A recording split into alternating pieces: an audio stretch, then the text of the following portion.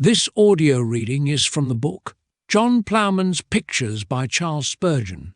Our selected reading is chapter 20.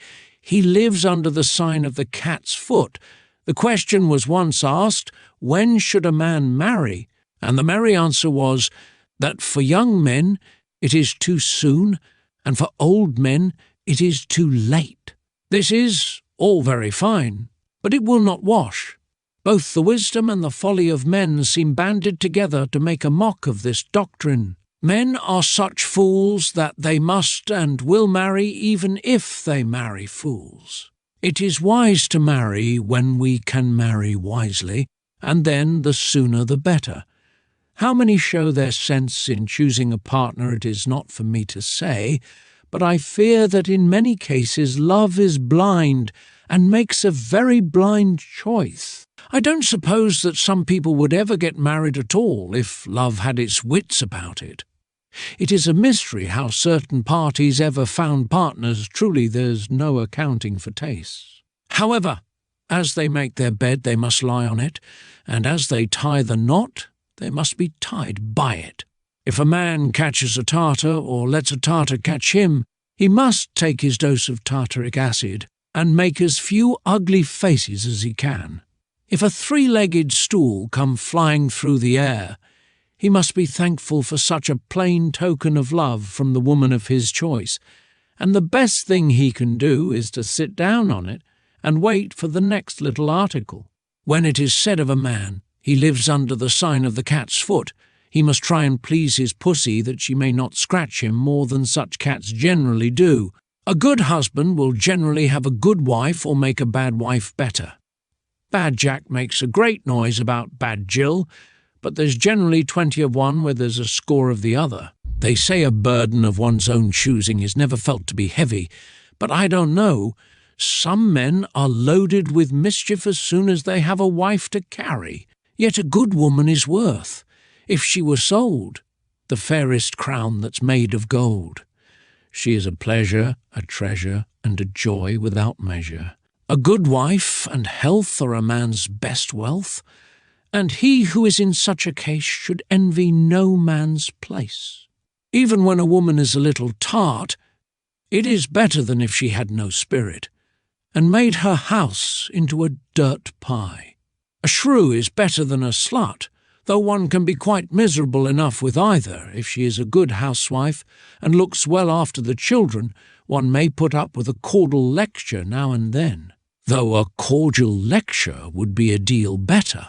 A husband is in a pickle indeed. If he gets tied up to a regular scold, he might as well be skinned and set up to his neck in a tub of brine. Did you ever hear the scold's song? Read it, you young folks who think of committing matrimony, and think twice before you get married once. When in the morn I open mine eyes to entertain the day, before my husband e'en can rise, I scold him, then I pray. When I at table take my place, whatever be the meat, I first do scold and then say grace. If so disposed to eat, too fat, too lean, too hot, too cold, I always do complain, too raw, too roast, too young, too false. I will find or feign, let it be flesh, or fowl, or fish. It never shall be said, but I'll find fault with meat or dish, with master or with maid. But when I go to bed at night, I heartily do weep, that I must part with my delight. I cannot scold and sleep. However, this doth mitigate, and much abate my sorrow, that though tonight it be too late, I'll early scold tomorrow. When the husband is not a man, it is not to be wondered at if the wife wears the top boots. The mare may well be the best horse when the other horse is a donkey. Well may a woman feel that she is lord and master when she has to earn the living for the family, as is sometimes the case. She ought not to be the head, but if she has all the brains, what is she to do? What poor dawdles many men would be without their wives. As poor Softy Simpkins says, if Bill's wife becomes a widow, who will cut the pudding up for him, and will there be a pudding at all? It is grand when the wife knows her place and keeps it, and they both pull together in everything. Then she is a helpmeet indeed, and makes the house a home.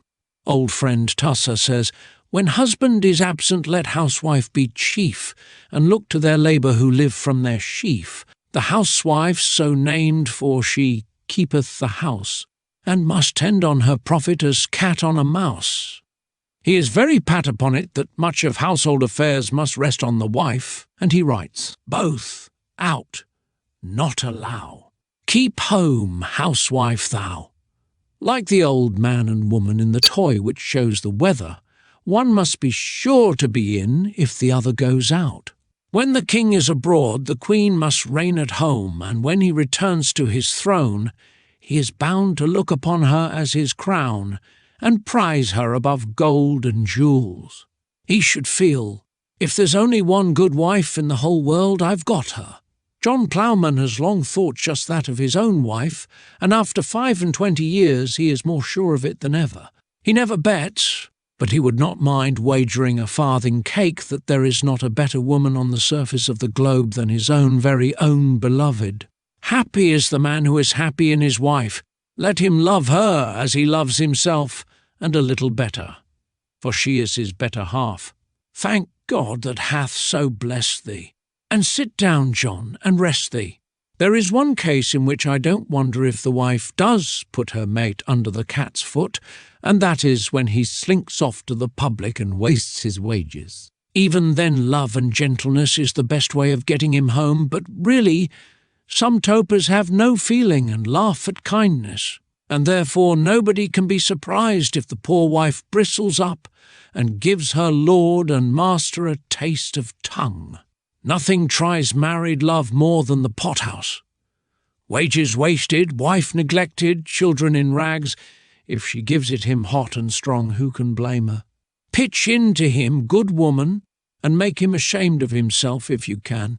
No wonder that you lead a cat and dog life while he is such a sorry dog. Still, you may as well go home and set him a better example. For two blacks will never make a white, and if you put him in hot water, he's sure to get some spirits to mix with it. This concludes chapter 20. Thank you for listening.